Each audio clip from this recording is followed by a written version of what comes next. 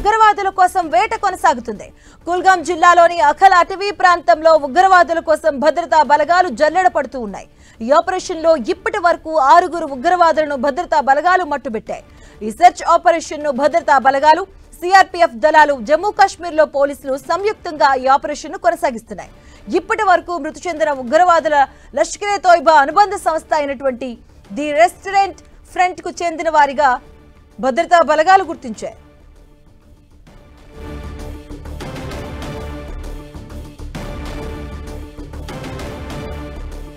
జమ్మూ కాశ్మీర్ లో ఆపరేషన్ అఖల్ కొనసాగుతుంది. అఖల్ అటవీ ప్రాంతాన్ని జల్లెడ పడుతూ ఉన్నాయి భద్రతా బలగాలు. కుల్గాం జిల్లాలో అఖల్ లో 3వ రోజు కొనసాగుతుంది ఉగ్రవేటను.